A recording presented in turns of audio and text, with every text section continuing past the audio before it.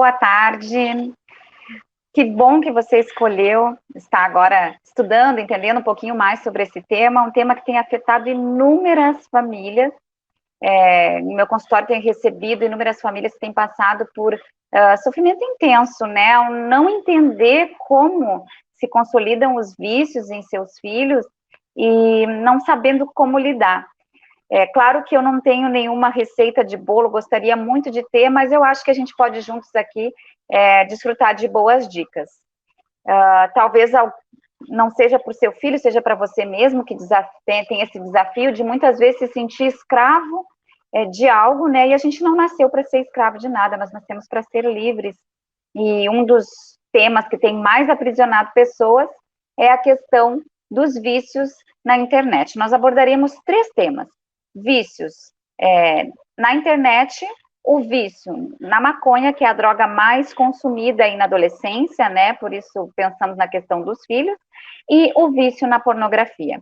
Se você conhece alguém que enfrenta essas dificuldades na sua família ou está passando por isso, compartilha lá e convida, vai ficar nesses instantes aí disponível, convide para participar desse momento, certo? É muito interessante que a gente pensa, assim, que a internet é uma coisa negativa, tem se falado sobre isso, mas, em realidade, existem alguns pontos bem positivos acerca da internet, nós temos alguns estudos falando sobre isso. Por exemplo, quando bem utilizada, a internet ela pode facilitar o aprendizado, né? Os dispositivos eletrônicos podem ser um instrumento facilitador do aprendizado. Também tem alguns estudos que mostram que é possível aumentar a capacidade de localização espacial através do uso, né, de orientação espacial através do uso dos dispositivos.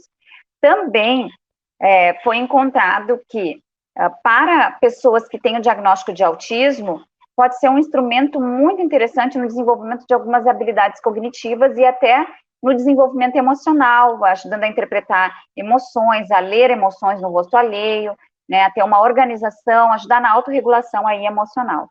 Então, nós temos alguns fatores, né, e além desses, para as pessoas tímidas, né, tem pessoas que têm muita dificuldade de iniciar um contato, até manter um contato, que não sairiam de casa, não falariam com pessoas, mas através das redes sociais conseguem, sim, estabelecer relacionamentos, conversar, fazer amigos, né? A questão é quando esse uso, ele se torna patológico, prejudicial ao seu usuário, né? Por exemplo, há uma pesquisa feita pelo Instituto de Saúde dos Estados Unidos, onde ele fez uma comparação na prevalência, né, dos casos do transtorno narcisista, daquelas pessoas que nasceram lá em 1965, e aquelas pessoas, então, que estavam ali no ano de 2006, 2008. O que eles encontraram como resultado?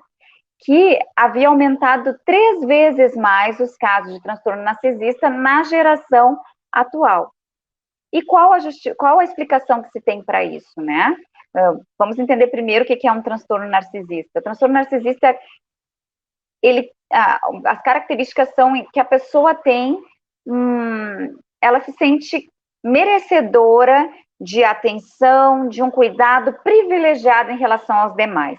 Meio como que, assim, o mundo me deve, né? Então, muitas vezes ela vai desqualificar as pessoas, né, ou minimizar, humilhar o outro para que ela possa se sentir, assim, superior e melhor, né? O mundo deve girar em torno dela, e às vezes ela se dá conta, né, às vezes não, mas na maioria das vezes ela sabe que ela está machucando outra pessoa com suas próprias atitudes. Então, ela é o centro, onde ela está, ela gosta de ser notada.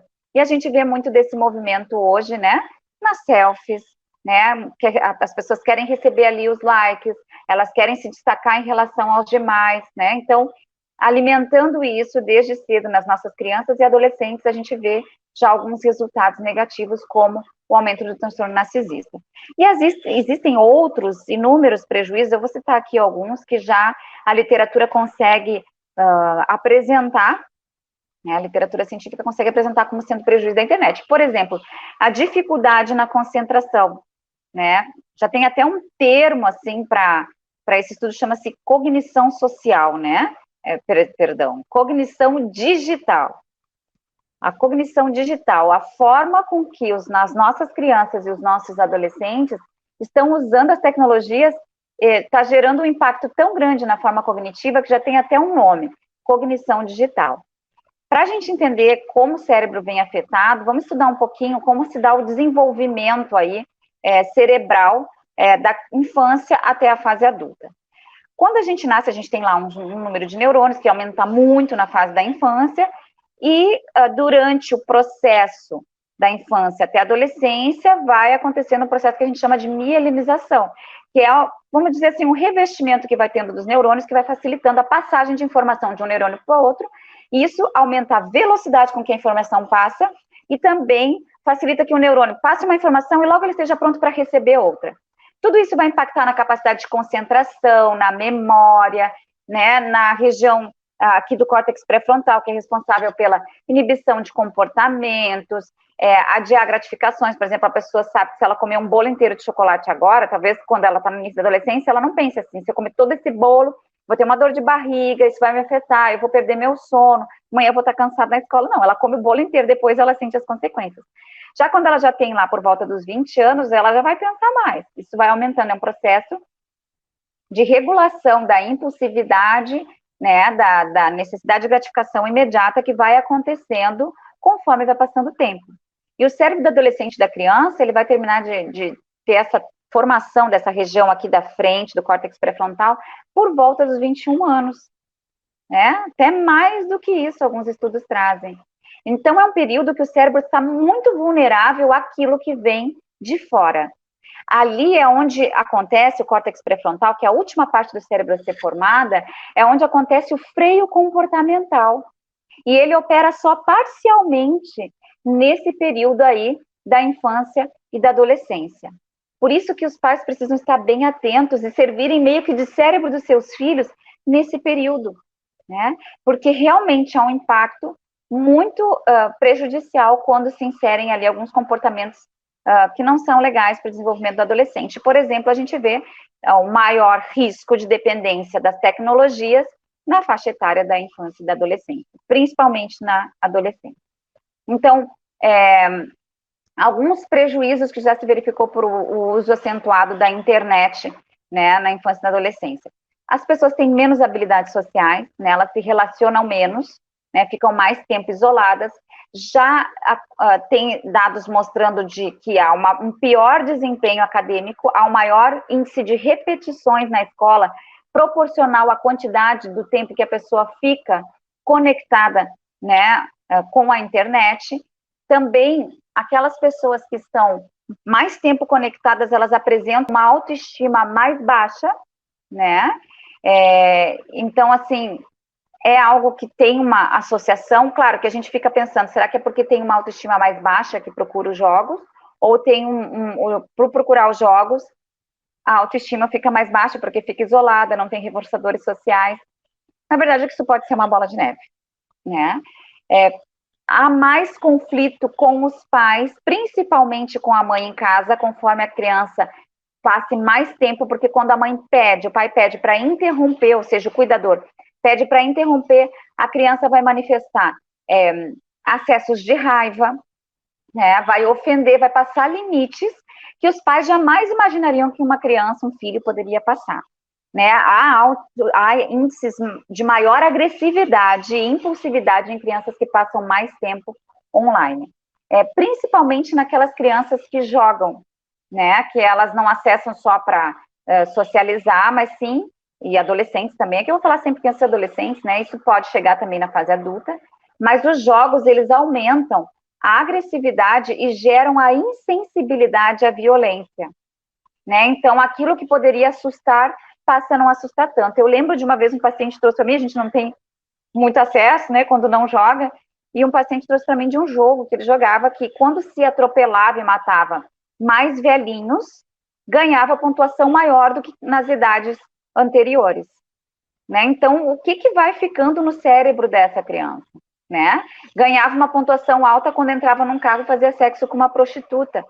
E muitos pais não sabem o conteúdo desses jogos. A gente, às vezes, não sabe. Eu sou mãe, tenho uma filha de 14, uma filha de 9.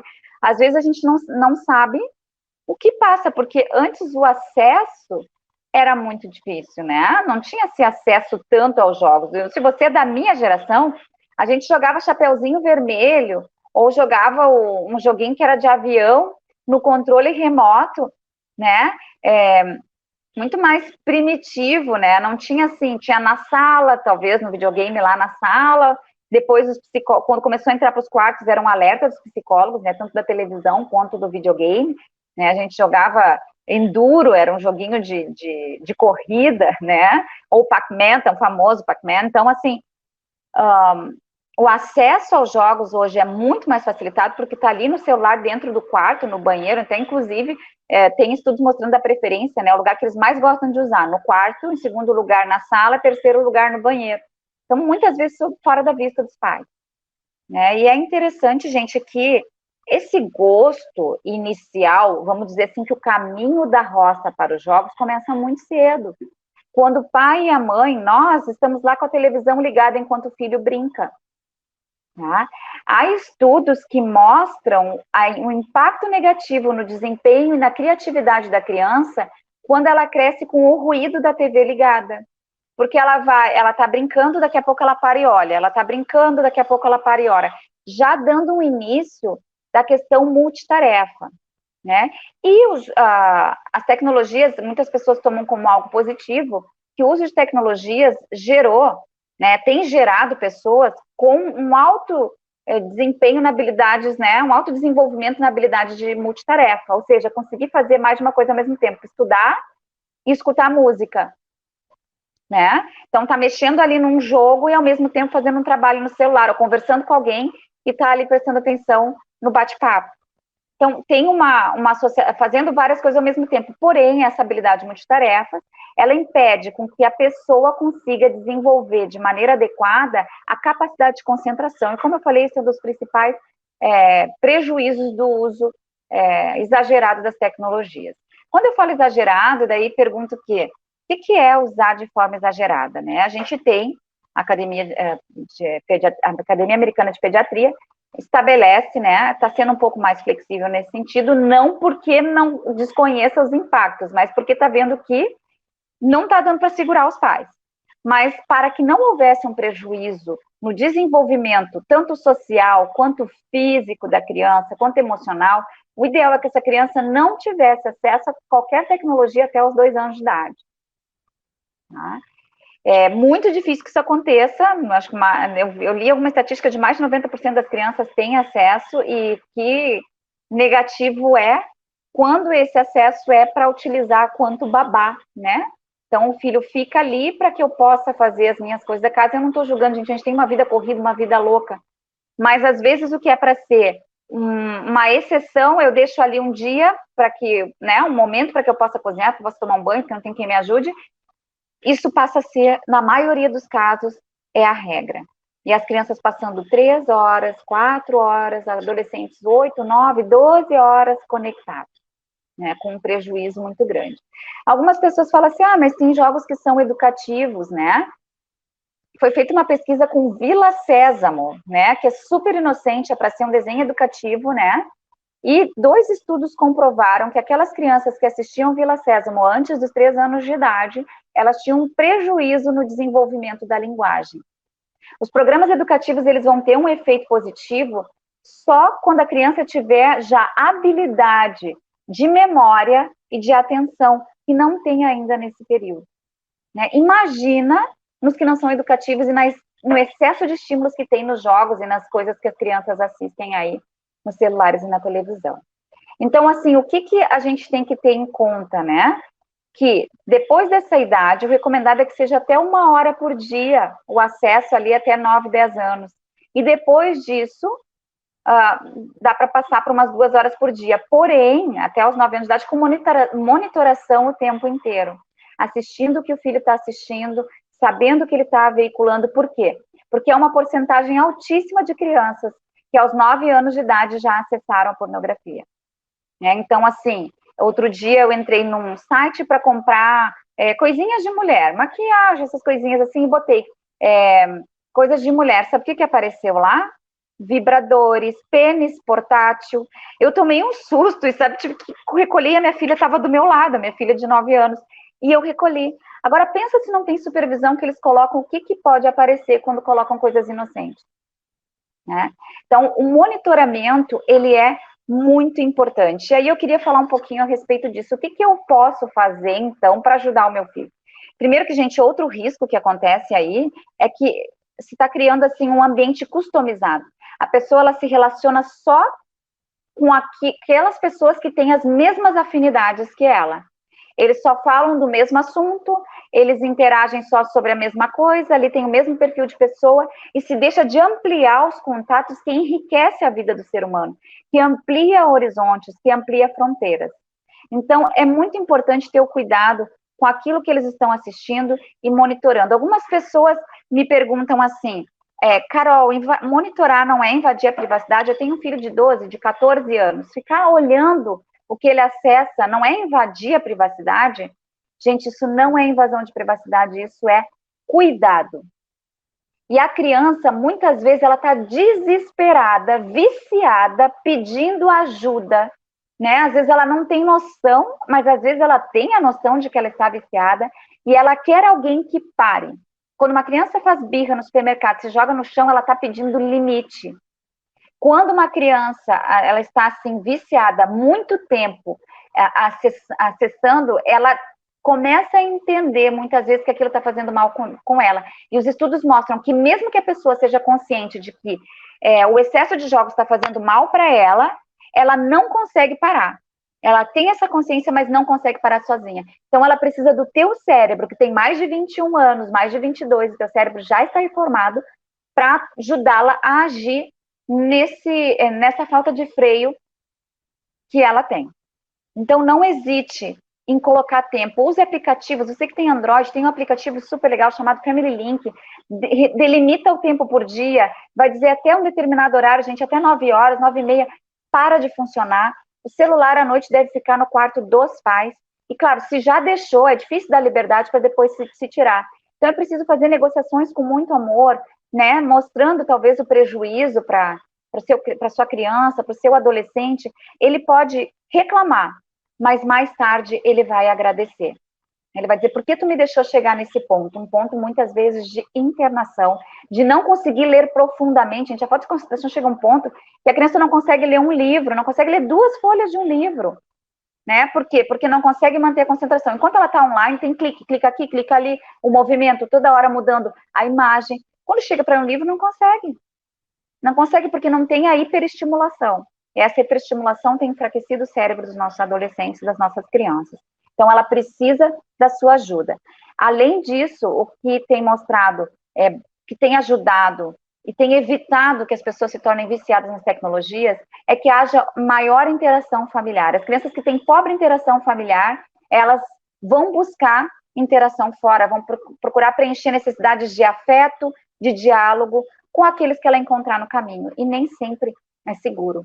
Então, há que cuidar também com a rigidez familiar. O excesso de proibições leva a que haja o vício. Então, a pessoa faz escondido, ou quando ela é liberada, ela faz aquilo com muita intensidade.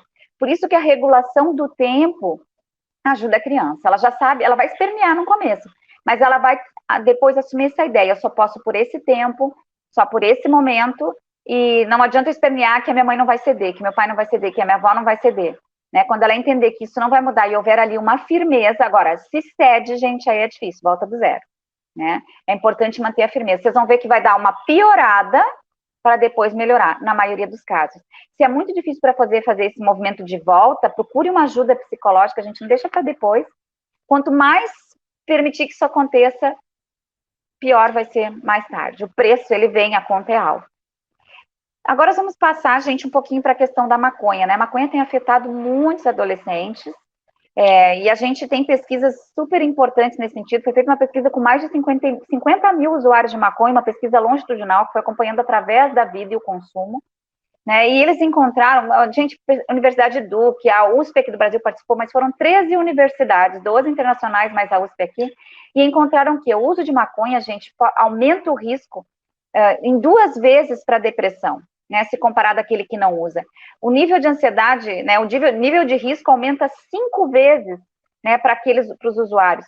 Aí, 3 vezes e meio para esquizofrenia e 2 vezes mais para bipolaridade. Né? Então, assim, o uso realmente não é só desencadear se tem uma predisposição, mas pode gerar, né, psicopatologias. E psicopatologias graves, né? Não há tempo suficiente para a gente falar sobre isso, em algum momento a gente pode falar mais, mas o uso da maconha pode gerar também a síndrome motivacional, a pessoa não tem ânimo para fazer nada. Vocês pensam que o uso da maconha vai afetar a região que a gente já comentou aqui, que é o córtex pré-frontal, né? Que é a região do controle do impulso, que a gente já falou, da direção da gratificação, da conotação para as experiências, se eu acho que essa experiência é legal ou não ali, que vai regular isso. E aí, o nível de impulsividade. Pensa que entra a maconha e ela vai aumentar a vulnerabilidade do adolescente porque ela está incidindo sobre um cérebro que está em formação. E quem usa a maconha na adolescência, gente, tem um risco de viciar tão alto quanto se fosse o uso da cocaína, né? E é importante saber que quando há um uso na adolescência, os danos causados às sinapses cerebrais, eles são irreversíveis na maioria dos casos. Se a pessoa usa algum outro tipo de droga, ilícita ou lícita, na maioria das vezes, quando a pessoa para o uso, vamos pensar em álcool e cigarro, por exemplo. Quando a pessoa para, algum tempo depois é possível, né, as membranas se regenerarem. No caso do uso da maconha, na maioria das membranas, isso não é possível de acontecer. Então, os danos são irreparáveis. Tá? Então, é importante levar essas informações para esse filho e que ele consiga entender que a negação é o principal mecanismo de defesa. Não, eu não estou viciado. Não, isso não é importância. Eu trouxe a importância desses dados para você ver que não pode deixar rolar. Procura ajuda. E o último ponto que a gente tem bem pouquinho para falar é a dependência da pornografia. Eu não vou poder ampliar aqui, mas aumentou muito o consumo da pornografia nos últimos tempos. Eu me pergunto como será isso na pandemia, né? Mas o cérebro, ele sofre com isso. Ele cria uma rota neurológica, ele cria um caminho assim tão firme no cérebro que é muito difícil de sair. Então, eu quero rapidamente aqui dar uma dica para vocês de como a gente pode lidar com isso. Vocês podem pesquisar na internet sobre reboot, R-E-B-O-O-T, tá? O reboot, que é como se fosse a reinicialização do cérebro, porque o cérebro na pornografia, ele fica tão marcado, num funcionamento tão denso, que há um desgaste ali imenso de energia, gente. A gente tem, Ellen White, pessoas trazem interessantíssimos temas, e um deles ela vai falar sobre isso, que há uma diminuição da energia vital, e a pessoa realmente, ela fica fisicamente desgastada, né, e o reboot, então, ele vai ajudar trazendo um conjunto de informações, vai trazer práticas que se pode fazer, né, e um estado de espírito que a pessoa possa estar se reinicializando no seu cérebro, né, e implica em quê? 90 dias sem masturbação, sem ejaculação e sem pornografia. A pessoa que é casada, ela pode ter sexo, né, mas com pessoas reais, né, não com ela mesma, e se quebra, ela começa do zero. Então, é um período de 3 meses que ela tem uma abstinência. Se precisar, ela tem que jogar tudo fora, gente, iniciar por aí, tirar os vídeos, o acesso, né, ou então as contas de sites pornográficos, ela elimina tudo isso e também começa com atividade física, principalmente no começo, porque vai dar um nível de tensão e de estresse muito alto. Então, ela precisa, nesse momento, atividade física para ajudar na liberação dessa energia, ok? E começar uma atividade nova, desenhar, ciclismo, alguma coisa que ela gostaria de fazer, mas ela não fez, porque agora ela vai ter mais tempo. A pornografia consome tempo, gente, consome noites de sono, né? Consome preocupação. Então, é muito interessante colocar algo no lugar e evitar contato com o que gera impulso masturbatório. Não estranhe, gente, se ficar com a libido lá embaixo, não ter mais energia sexual. É bem comum. Tem pessoas que ficaram 7 dias, pessoas que ficaram 1 ano. Isso aqui eu vi um TED Talk de um rapaz falando isso, é muito interessante. Mas a energia volta, mas ela volta com mais qualidade. A pessoa passa a apreciar, né? Esse rapaz, ele dizia que quando ele reencontrou a namorada depois do período de reboot, parece que ela estava muito mais bonita. Ele perguntou: o que tu fez para tão diferente? Eu não tinha feito nada. Mas a percepção muda, a energia vital muda. A pessoa tem uma capacidade melhor de memória, de concentração, maior clareza mental, vigor físico e tem um melhor relacionamento com as pessoas. Ela passa a enxergar as pessoas, porque a preocupação, quando eu vou poder ver, que hora que eu vou poder ver, eu estou sentindo falta, ela dissipa e ela tem mais energia e capacidade de interagir com os demais. Então vale mais a pena. A sexualidade muda para melhor. Ela consegue curtir mais o parceiro, consegue viver melhor. Que nós possamos ajudar quem precisa a se liberar desses vícios. Porque, mais uma vez, eu falo e termino com isso. Nós não nascemos para ser escravos. Nós nascemos para serem pessoas libertas. E quando a gente busca o Senhor, isso ajuda muito mais. Que o Senhor te ajude, que ajude a lidar com as pessoas que precisam e nós possamos ser libertos daquilo que nos aprisiona. Um grande abraço.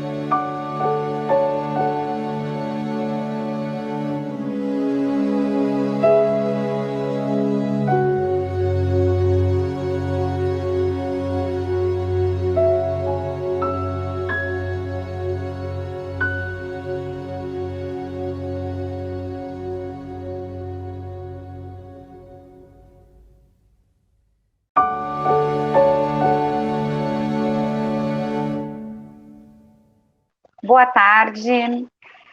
Que bom que você escolheu estar agora estudando, entendendo um pouquinho mais sobre esse tema, um tema que tem afetado inúmeras famílias. No meu consultório tenho recebido inúmeras famílias que têm passado por sofrimento intenso, né? Ao não entender como se consolidam os vícios em seus filhos e não sabendo como lidar. É claro que eu não tenho nenhuma receita de bolo, gostaria muito de ter, mas eu acho que a gente pode juntos aqui desfrutar de boas dicas. Talvez não seja para o seu filho, seja para você mesmo que tem esse desafio de muitas vezes se sentir escravo de algo, né? E a gente não nasceu para ser escravo de nada, mas nós temos para ser livres.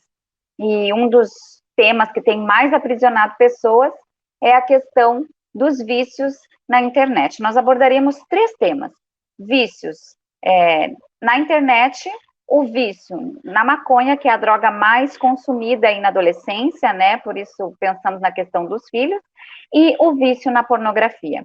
Se você conhece alguém que enfrenta essas dificuldades na sua família ou está passando por isso, compartilha lá e convida, vai ficar nesses instantes aí disponível, convide para participar desse momento, certo?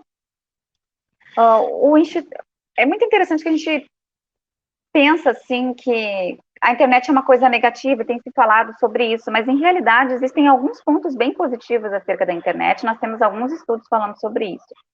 Por exemplo, quando bem utilizada, a internet ela pode facilitar o aprendizado, né? Os dispositivos eletrônicos podem ser um instrumento facilitador do aprendizado. Também tem alguns estudos que mostram que é possível aumentar a capacidade de localização espacial através do uso, né, de orientação espacial através do uso dos dispositivos. Também foi encontrado que para pessoas que têm o diagnóstico de autismo, pode ser um instrumento muito interessante no desenvolvimento de algumas habilidades cognitivas e até no desenvolvimento emocional, ajudando a interpretar emoções, a ler emoções no rosto alheio, né, a ter uma organização, ajudar na autorregulação aí emocional.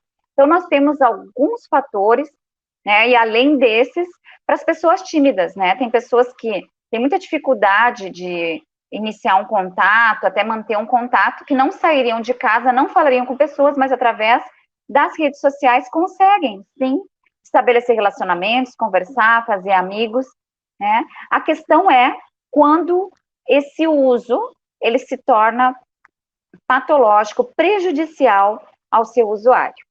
Né? Por exemplo, há uma pesquisa feita pelo Instituto de Saúde dos Estados Unidos, onde ele fez uma comparação na prevalência, né, dos casos do transtorno narcisista, daquelas pessoas que nasceram lá em 1965, e aquelas pessoas, então, que estavam ali no ano de 2006, 2008. O que eles encontraram como resultado?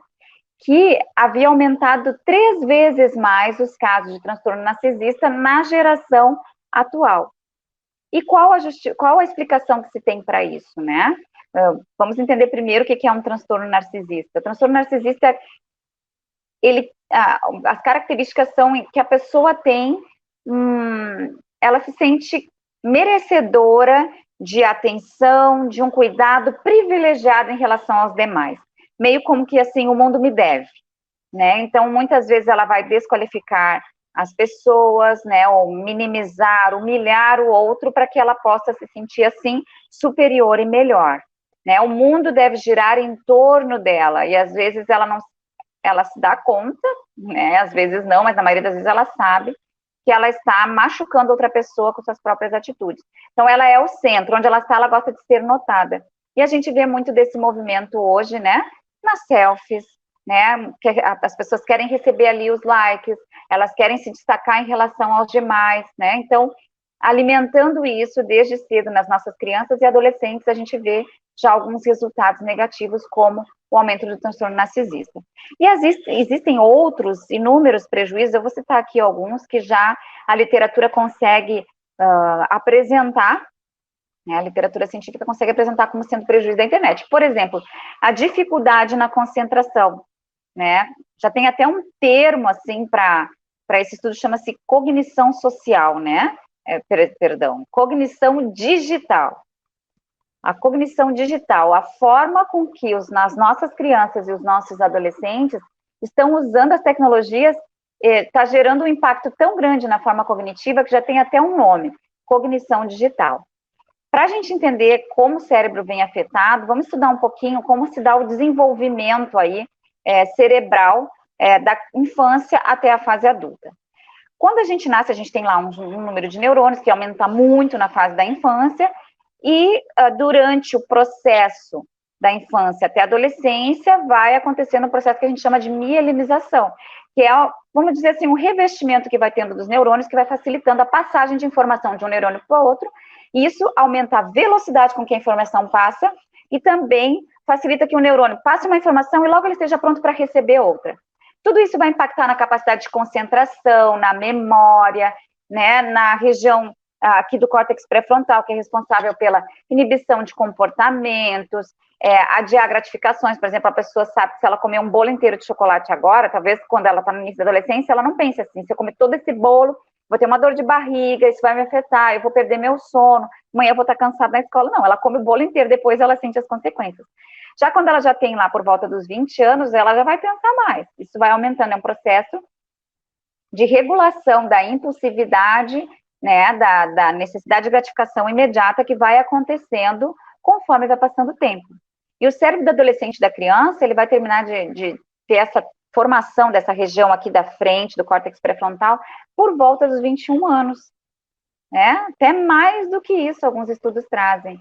Então, é um período que o cérebro está muito vulnerável àquilo que vem de fora. Ali é onde acontece o córtex pré-frontal, que é a última parte do cérebro a ser formada, é onde acontece o freio comportamental. E ele opera só parcialmente nesse período aí da infância e da adolescência. Por isso que os pais precisam estar bem atentos e servirem meio que de cérebro dos seus filhos nesse período, né? Porque realmente há um impacto muito prejudicial quando se inserem ali alguns comportamentos que não são legais para o desenvolvimento do adolescente. Por exemplo, a gente vê o maior risco de dependência das tecnologias na faixa etária da infância e da adolescência, principalmente na adolescência. Então, alguns prejuízos que já se verificou por o uso acentuado da internet, né, na infância e na adolescência. As pessoas têm menos habilidades sociais, né, elas se relacionam menos, né, ficam mais tempo isoladas. Já tem dados mostrando que há um pior desempenho acadêmico, há um maior índice de repetições na escola, proporcional à quantidade do tempo que a pessoa fica conectada, né, com a internet. Também, aquelas pessoas que estão mais tempo conectadas, elas apresentam uma autoestima mais baixa, né? Então, assim, é algo que tem uma associação. Claro que a gente fica pensando, será que é porque tem uma autoestima mais baixa que procura os jogos? Ou tem por procurar os jogos, a autoestima fica mais baixa porque fica isolada, não tem reforçadores sociais. Na verdade, isso pode ser uma bola de neve, né?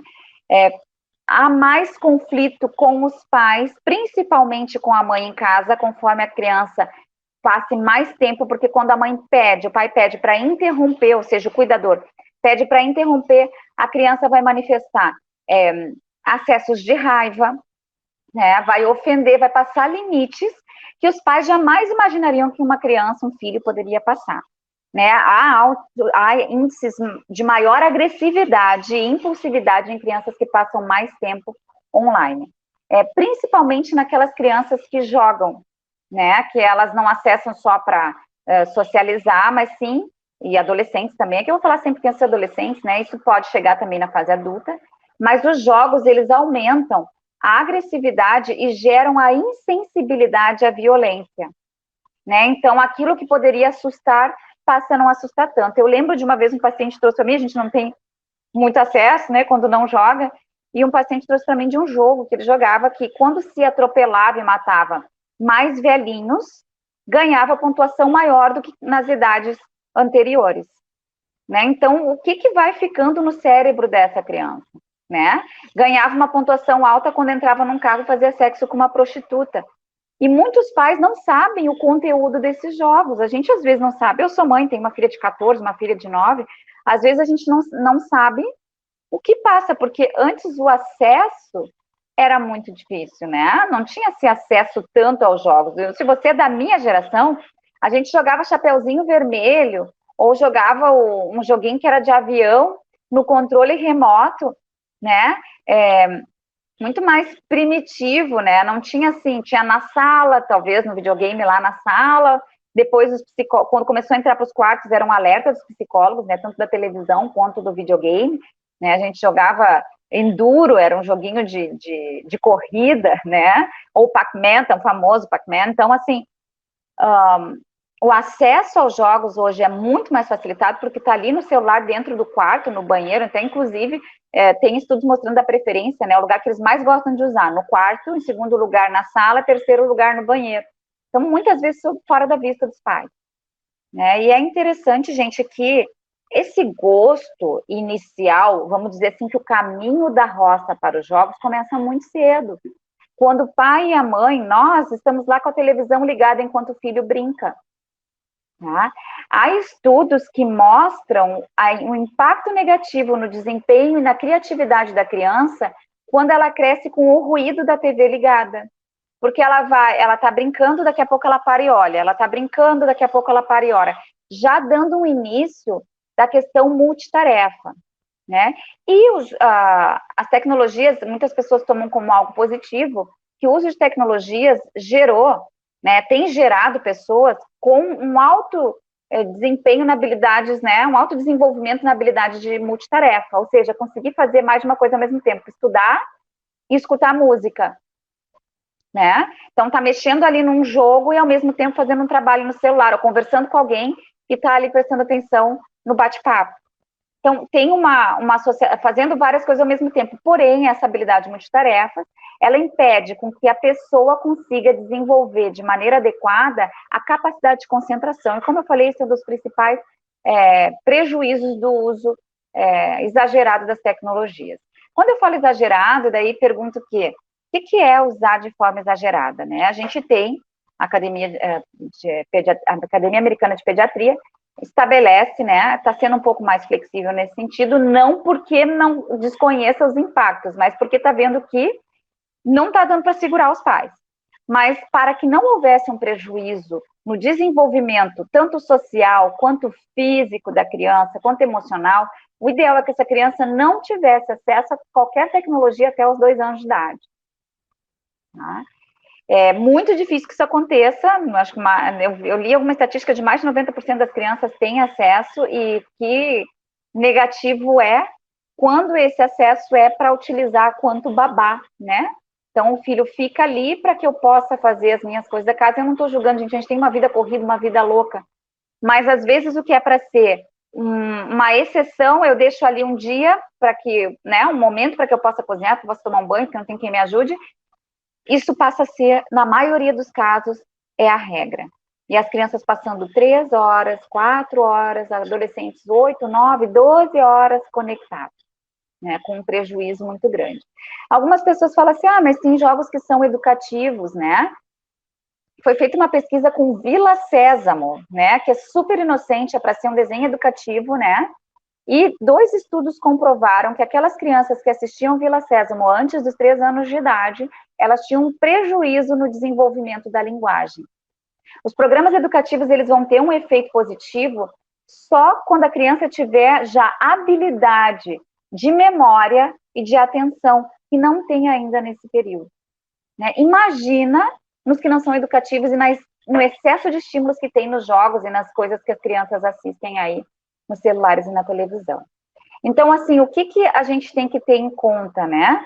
Que depois dessa idade, o recomendado é que seja até 1 hora por dia o acesso ali até 9, 10 anos. E depois disso, dá para passar para umas 2 horas por dia. Porém, até os 9 anos de idade, com monitoração o tempo inteiro.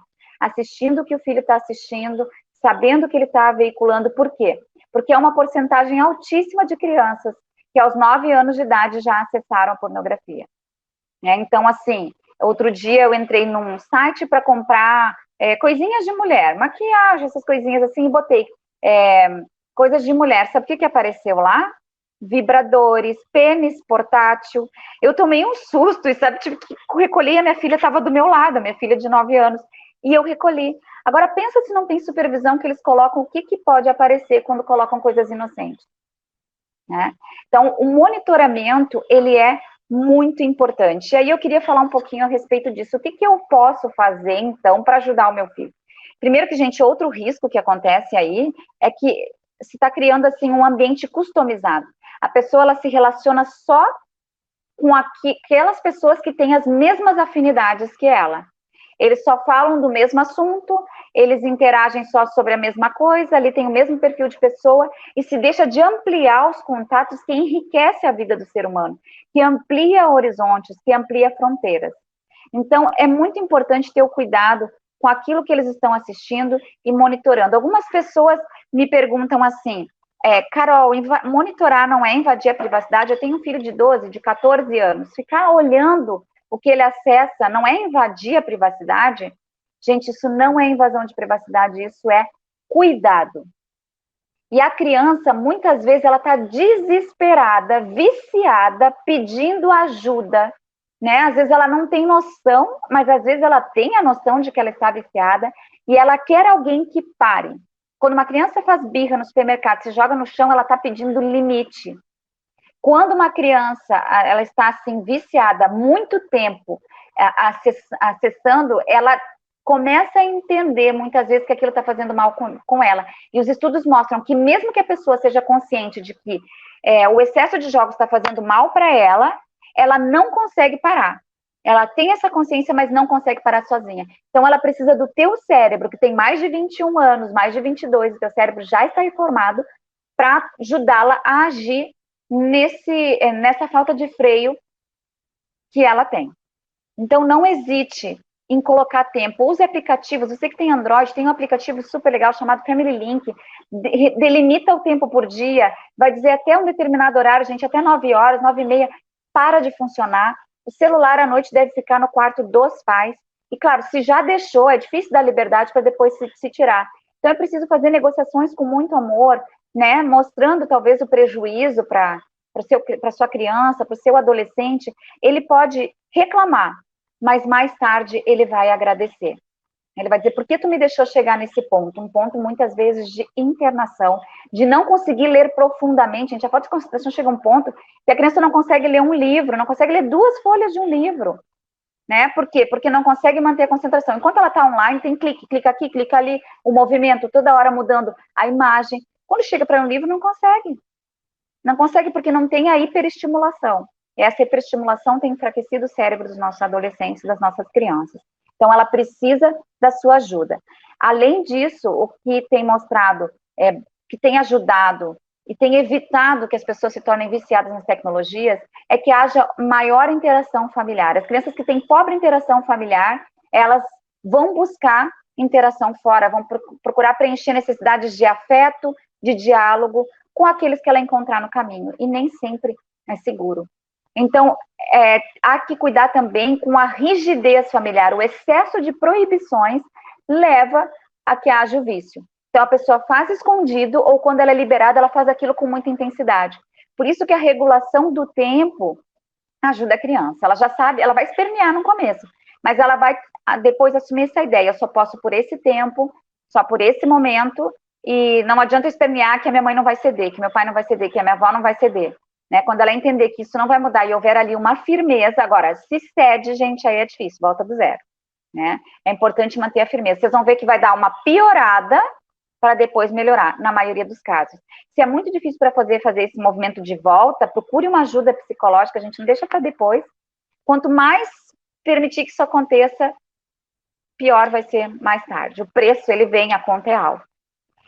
Agora vamos passar, gente, um pouquinho para a questão da maconha, né? A maconha tem afetado muitos adolescentes, e a gente tem pesquisas super importantes nesse sentido. Foi feita uma pesquisa com mais de 50 mil usuários de maconha, uma pesquisa longitudinal que foi acompanhando através da vida e o consumo, né? E eles encontraram, a Universidade Duke, a USP aqui do Brasil participou, mas foram 13 universidades, 12 internacionais, mais a USP aqui, e encontraram que o uso de maconha, gente, aumenta o risco em 2 vezes para depressão. né, se comparado àquele que não usa. O nível de ansiedade, né, o nível de risco aumenta 5 vezes, né, para os usuários. Aí, 3,5 vezes para esquizofrenia e 2 vezes mais para bipolaridade. Né? Então, assim, o uso realmente não é só desencadear se tem uma predisposição, mas pode gerar, né, psicopatologias. E psicopatologias graves, né? Não há tempo suficiente para a gente falar sobre isso, em algum momento a gente pode falar mais, mas o uso da maconha pode gerar também a síndrome motivacional, a pessoa não tem ânimo para fazer nada. Vocês pensam que o uso da maconha vai afetar a região que a gente já comentou aqui, que é o córtex pré-frontal, né? Que é a região do controle do impulso, que a gente já falou, da direção da gratificação, da conotação para as experiências, se eu acho que essa experiência é legal ou não, ali que vai regular isso. E aí, o nível de impulsividade. Pensa que entra a maconha e ela vai aumentar a vulnerabilidade do adolescente porque ela está incidindo sobre um cérebro que está em formação. E quem usa a maconha na adolescência, gente, tem um risco de viciar tão alto quanto se fosse o uso da cocaína, né? E é importante saber que quando há um uso na adolescência, os danos causados às sinapses cerebrais, eles são irreversíveis na maioria dos casos. Se a pessoa usa algum outro tipo de droga, ilícita ou lícita, na maioria das vezes, quando a pessoa para o uso, vamos pensar em álcool e cigarro, por exemplo. Quando a pessoa para, algum tempo depois é possível, né, as membranas se regenerarem. No caso do uso da maconha, na maioria das membranas, isso não é possível de acontecer. Então, os danos são irreparáveis. Tá? Então, é importante levar essas informações para esse filho e que ele consiga entender que a negação é o principal mecanismo de defesa. Não, eu não estou viciado. Não, isso não é importância. Eu trouxe a importância desses dados para você ver que não pode deixar rolar. Procura ajuda. E o último ponto que a gente tem bem pouquinho para falar é a dependência da pornografia. Eu não vou poder ampliar aqui, mas aumentou muito o consumo da pornografia nos últimos tempos. Eu me pergunto como será isso na pandemia, né? Mas o cérebro, ele sofre com isso. Ele cria uma rota neurológica, ele cria um caminho assim tão firme no cérebro que é muito difícil de sair. Então, eu quero rapidamente aqui dar uma dica para vocês de como a gente pode lidar com isso. Vocês podem pesquisar na internet sobre reboot, R-E-B-O-O-T, tá? O reboot, que é como se fosse a reinicialização do cérebro, porque o cérebro na pornografia, ele fica tão marcado, num funcionamento tão denso, que há um desgaste ali imenso de energia, gente. A gente tem, Ellen White, pessoas trazem interessantíssimos temas, e um deles ela vai falar sobre isso, que há uma diminuição da energia vital, e a pessoa realmente, ela fica fisicamente desgastada, né, e o reboot, então, ele vai ajudar trazendo um conjunto de informações, vai trazer práticas que se pode fazer, né, e um estado de espírito que a pessoa possa estar se reinicializando no seu cérebro, né, e implica em quê? 90 dias sem masturbação, sem ejaculação e sem pornografia. A pessoa que é casada, ela pode ter sexo, né, mas com pessoas reais, né, não com ela mesma, e se quebra, ela começa do zero.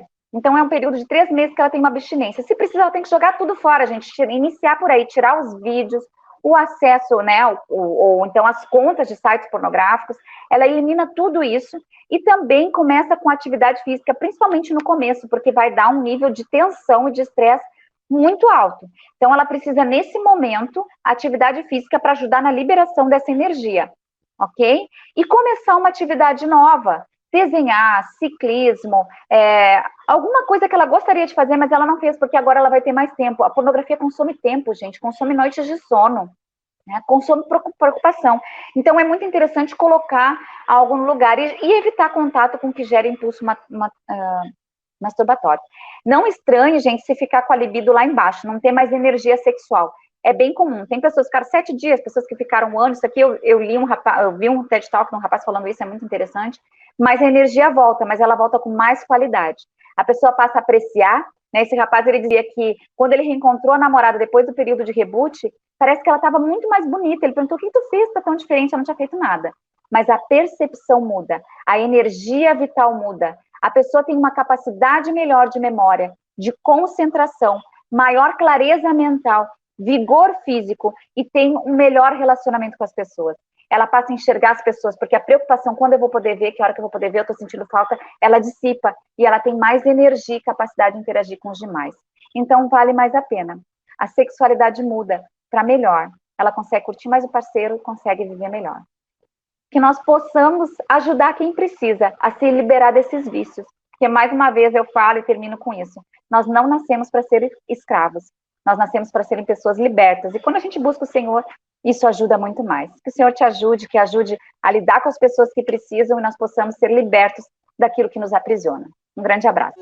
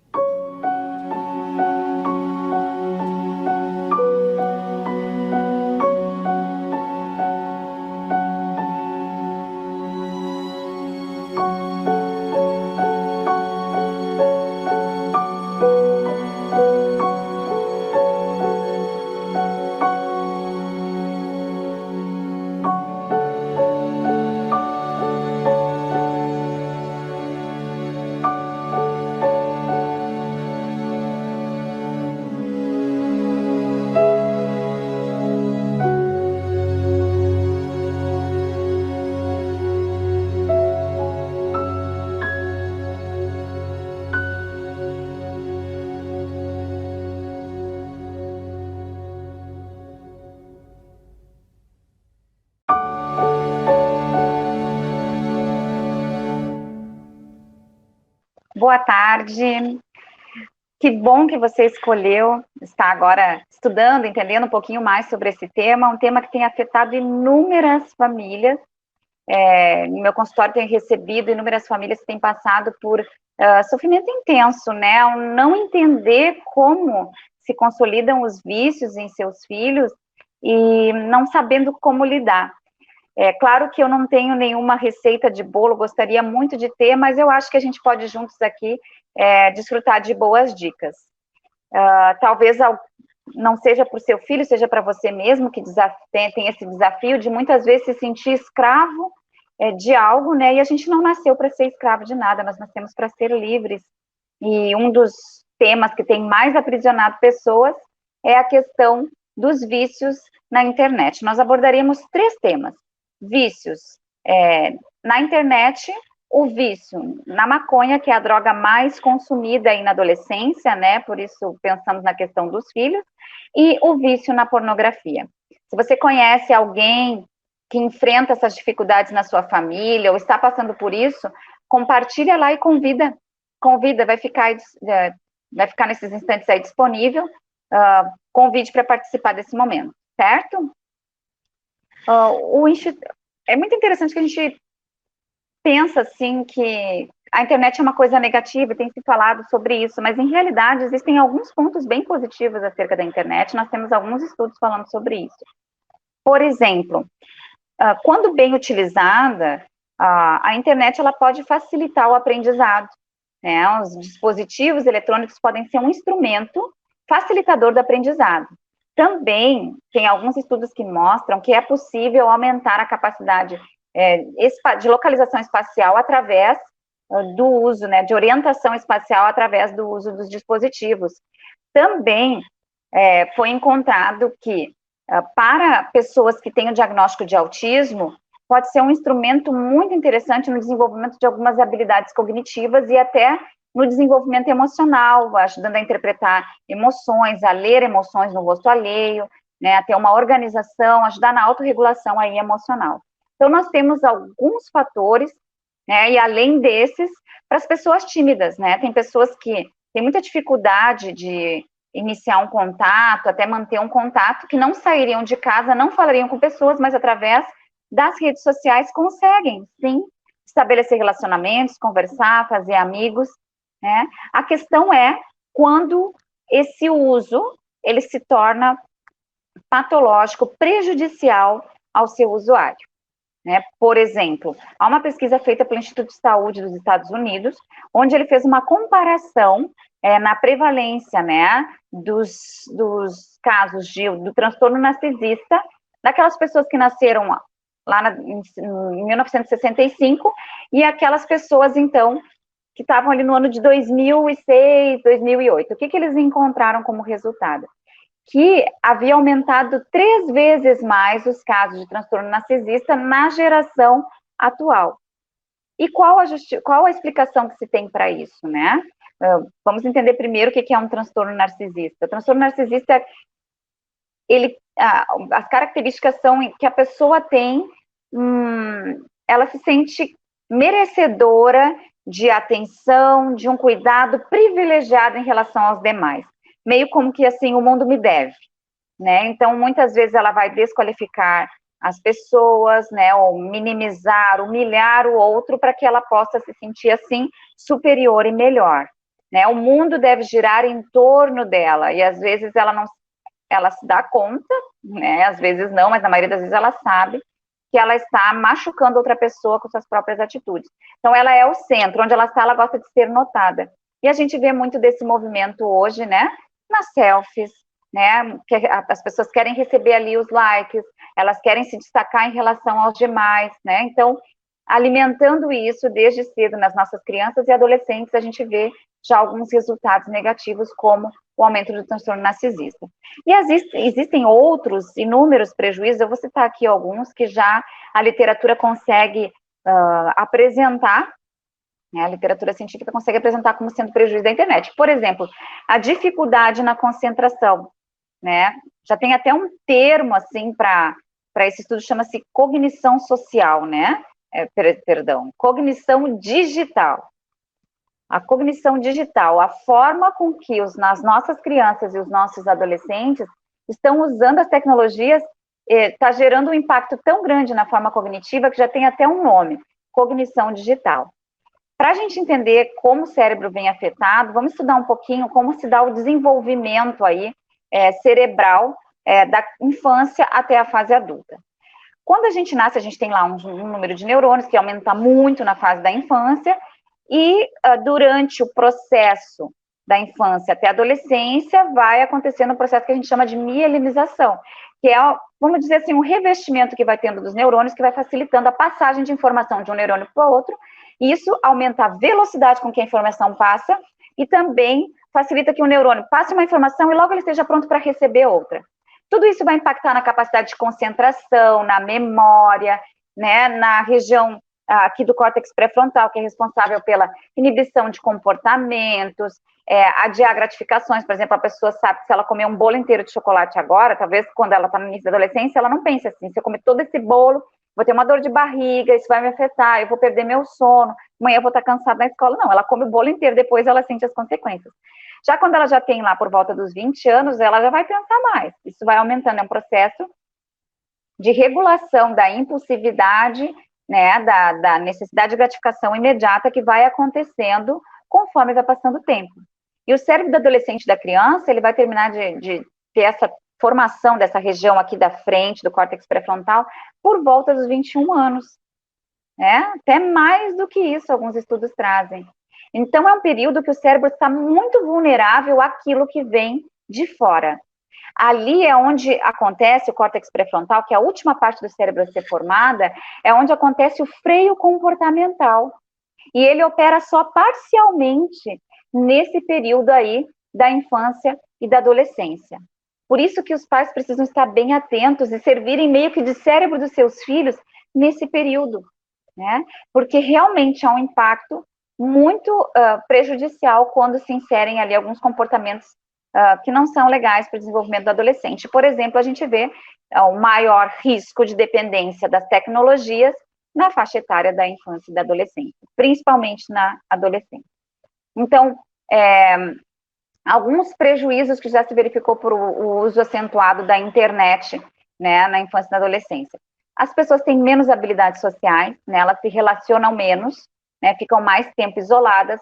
Já tem dados mostrando que há um pior desempenho acadêmico, há um maior índice de repetições na escola, proporcional à quantidade do tempo que a pessoa fica conectada, né, com a internet.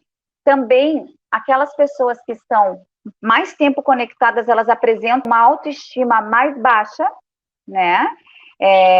Então, assim, é algo que tem uma associação. Claro que a gente fica pensando, será que é porque tem uma autoestima mais baixa que procura os jogos? Ou tem por procurar os jogos, a autoestima fica mais baixa porque fica isolada, não tem reforçadores sociais. Na verdade, isso pode ser uma bola de neve, né? Há mais conflito com os pais, principalmente com a mãe em casa, conforme a criança passe mais tempo, porque quando a mãe pede, o pai pede para interromper, ou seja, o cuidador pede para interromper, a criança vai manifestar acessos de raiva, né? Vai ofender, vai passar limites que os pais jamais imaginariam que uma criança, um filho, poderia passar. Né? Há índices de maior agressividade e impulsividade em crianças que passam mais tempo online. Principalmente naquelas crianças que jogam, né? Que elas não acessam só para socializar, mas sim, e adolescentes também, é que eu vou falar sempre crianças e adolescentes, né? Isso pode chegar também na fase adulta, mas os jogos, eles aumentam a agressividade e geram a insensibilidade à violência, né? Então, aquilo que poderia assustar passa a não assustar tanto. Eu lembro de uma vez um paciente trouxe para mim, a gente não tem muito acesso, né, quando não joga, e um paciente trouxe para mim de um jogo que ele jogava, que quando se atropelava e matava mais velhinhos, ganhava pontuação maior do que nas idades anteriores, né? Então, o que vai ficando no cérebro dessa criança, né? Ganhava uma pontuação alta quando entrava num carro e fazia sexo com uma prostituta. E muitos pais não sabem o conteúdo desses jogos. A gente, às vezes, não sabe. Eu sou mãe, tenho uma filha de 14, uma filha de 9. Às vezes, a gente não sabe O que passa? Porque antes o acesso era muito difícil, né? Não tinha esse acesso tanto aos jogos. Se você é da minha geração, a gente jogava Chapeuzinho Vermelho, ou jogava um joguinho que era de avião no controle remoto, né? Muito mais primitivo, né? Não tinha assim, tinha na sala, talvez no videogame lá na sala. Depois, quando começou a entrar para os quartos, era um alerta dos psicólogos, né? Tanto da televisão quanto do videogame. Né? A gente jogava Enduro, era um joguinho de corrida, né? Ou Pac-Man, tão famoso Pac-Man. Então, assim, o acesso aos jogos hoje é muito mais facilitado porque está ali no celular dentro do quarto, no banheiro, até inclusive tem estudos mostrando a preferência, né, o lugar que eles mais gostam de usar, no quarto, em segundo lugar na sala, terceiro lugar no banheiro. Então, muitas vezes fora da vista dos pais. Né? E é interessante, gente, que esse gosto inicial, vamos dizer assim, que o caminho da roça para os jogos começa muito cedo. Quando o pai e a mãe, nós estamos lá com a televisão ligada enquanto o filho brinca. Tá? Há estudos que mostram o impacto negativo no desempenho e na criatividade da criança quando ela cresce com o ruído da TV ligada. Porque ela tá brincando, daqui a pouco ela para e olha, ela tá brincando, daqui a pouco ela para e olha, já dando um início da questão multitarefa. Né? E as tecnologias, muitas pessoas tomam como algo positivo, que o uso de tecnologias gerou, né, tem gerado pessoas com um alto desempenho na habilidades, né, um alto desenvolvimento na habilidade de multitarefa, ou seja, conseguir fazer mais de uma coisa ao mesmo tempo, estudar e escutar música. Né? Então, tá mexendo ali num jogo e ao mesmo tempo fazendo um trabalho no celular, ou conversando com alguém e tá ali prestando atenção no bate-papo. Então, tem fazendo várias coisas ao mesmo tempo. Porém, essa habilidade multitarefa, ela impede com que a pessoa consiga desenvolver de maneira adequada a capacidade de concentração. E como eu falei, esse é um dos principais prejuízos do uso exagerado das tecnologias. Quando eu falo exagerado, daí pergunto o que é usar de forma exagerada? Né? A gente tem a Academia Americana de Pediatria, estabelece, né, está sendo um pouco mais flexível nesse sentido, não porque não desconheça os impactos, mas porque está vendo que não está dando para segurar os pais. Mas para que não houvesse um prejuízo no desenvolvimento, tanto social, quanto físico da criança, quanto emocional, o ideal é que essa criança não tivesse acesso a qualquer tecnologia até os 2 anos de idade. Tá? É muito difícil que isso aconteça, acho que eu li alguma estatística de mais de 90% das crianças têm acesso e que negativo é quando esse acesso é para utilizar quanto babá, né? Então, o filho fica ali para que eu possa fazer as minhas coisas da casa. Eu não estou julgando, gente, a gente tem uma vida corrida, uma vida louca, mas às vezes o que é para ser uma exceção, eu deixo ali um dia para que, né, um momento para que eu possa cozinhar, para que eu possa tomar um banho, porque não tem quem me ajude. Isso passa a ser, na maioria dos casos, é a regra. E as crianças passando 3 horas, 4 horas, adolescentes 8, 9, 12 horas conectados, né, com um prejuízo muito grande. Algumas pessoas falam assim, mas tem jogos que são educativos, né? Foi feita uma pesquisa com Vila Sésamo, né, que é super inocente, é para ser um desenho educativo, né? E 2 estudos comprovaram que aquelas crianças que assistiam Vila Sésamo antes dos 3 anos de idade, elas tinham um prejuízo no desenvolvimento da linguagem. Os programas educativos, eles vão ter um efeito positivo só quando a criança tiver já habilidade de memória e de atenção, que não tem ainda nesse período. Né? Imagina nos que não são educativos e no excesso de estímulos que tem nos jogos e nas coisas que as crianças assistem aí nos celulares e na televisão. Então, assim, o que a gente tem que ter em conta, né? Que depois dessa idade, o recomendado é que seja até 1 hora por dia o acesso ali até 9, 10 anos. E depois disso, dá para passar para umas 2 horas por dia. Porém, até os 9 anos de idade, com monitoração o tempo inteiro. Assistindo o que o filho está assistindo, sabendo o que ele está veiculando. Por quê? Porque é uma porcentagem altíssima de crianças que aos 9 anos de idade já acessaram a pornografia. Então, assim, outro dia eu entrei num site para comprar coisinhas de mulher, maquiagem, essas coisinhas assim, e botei coisas de mulher. Sabe o que apareceu lá? vibradores, pênis portátil. Eu tomei um susto e, sabe, tive que recolher, a minha filha estava do meu lado, a minha filha de 9 anos, e eu recolhi. Agora, pensa se não tem supervisão que eles colocam, o que pode aparecer quando colocam coisas inocentes, né? Então, o monitoramento, ele é muito importante. E aí eu queria falar um pouquinho a respeito disso. O que eu posso fazer, então, para ajudar o meu filho? Primeiro que, gente, outro risco que acontece aí é que se está criando, assim, um ambiente customizado. A pessoa, ela se relaciona só com aquelas pessoas que têm as mesmas afinidades que ela. Eles só falam do mesmo assunto, eles interagem só sobre a mesma coisa, ali tem o mesmo perfil de pessoa, e se deixa de ampliar os contatos que enriquece a vida do ser humano, que amplia horizontes, que amplia fronteiras. Então, é muito importante ter o cuidado com aquilo que eles estão assistindo e monitorando. Algumas pessoas me perguntam assim, Carol, monitorar não é invadir a privacidade? Eu tenho um filho de 12, de 14 anos. Ficar olhando o que ele acessa não é invadir a privacidade? Gente, isso não é invasão de privacidade, isso é cuidado. E a criança, muitas vezes, ela está desesperada, viciada, pedindo ajuda, né? Às vezes ela não tem noção, mas às vezes ela tem a noção de que ela está viciada e ela quer alguém que pare. Quando uma criança faz birra no supermercado, se joga no chão, ela está pedindo limite. Quando uma criança ela está assim viciada há muito tempo acessando, ela começa a entender muitas vezes que aquilo está fazendo mal com ela. E os estudos mostram que mesmo que a pessoa seja consciente de que o excesso de jogos está fazendo mal para ela, ela não consegue parar. Ela tem essa consciência, mas não consegue parar sozinha. Então, ela precisa do teu cérebro, que tem mais de 21 anos, mais de 22, o teu cérebro já está informado, para ajudá-la a agir nessa falta de freio que ela tem. Então, não hesite em colocar tempo. Use aplicativos. Você que tem Android, tem um aplicativo super legal chamado Family Link. Delimita o tempo por dia. Vai dizer até um determinado horário, gente, até 9 horas, 9h30, para de funcionar. O celular à noite deve ficar no quarto dos pais. E, claro, se já deixou, é difícil dar liberdade para depois se tirar. Então, é preciso fazer negociações com muito amor, né? Mostrando, talvez, o prejuízo para sua criança, para o seu adolescente. Ele pode reclamar, mas mais tarde ele vai agradecer. Ele vai dizer, por que tu me deixou chegar nesse ponto? Um ponto, muitas vezes, de internação, de não conseguir ler profundamente. Gente, a falta de concentração chega a um ponto que a criança não consegue ler um livro, não consegue ler 2 folhas de um livro. Né? Por quê? Porque não consegue manter a concentração. Enquanto ela está online, tem clique, clica aqui, clica ali, o movimento, toda hora mudando a imagem. Quando chega para um livro, não consegue. Não consegue porque não tem a hiperestimulação. E essa hiperestimulação tem enfraquecido o cérebro dos nossos adolescentes, das nossas crianças. Então, ela precisa da sua ajuda.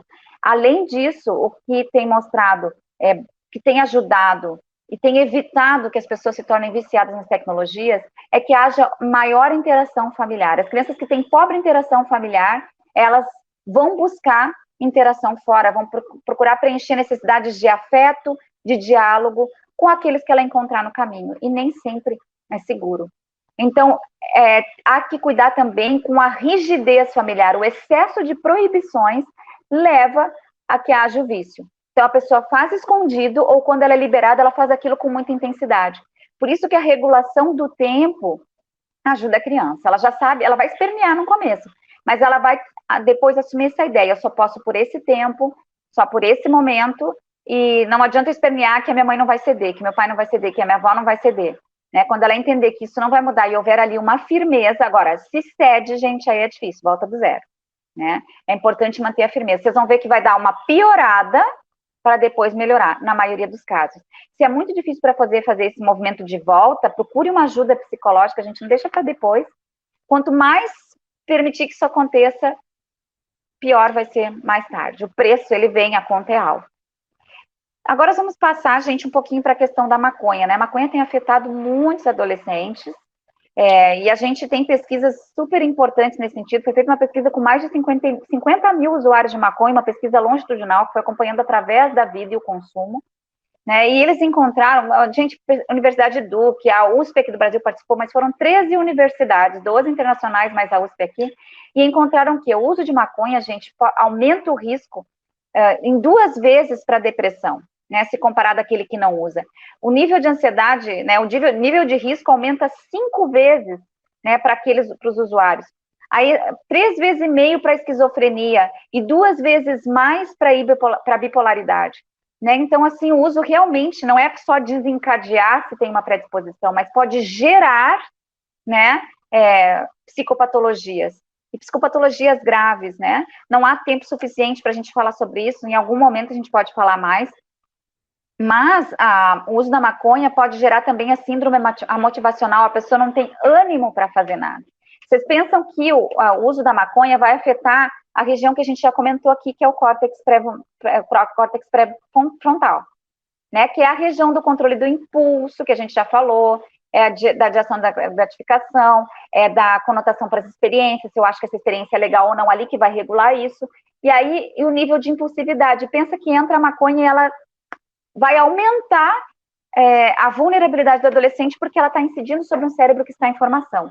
E quem usa maconha na adolescência, gente, tem um risco de viciar tão alto quanto se fosse o uso da cocaína, né?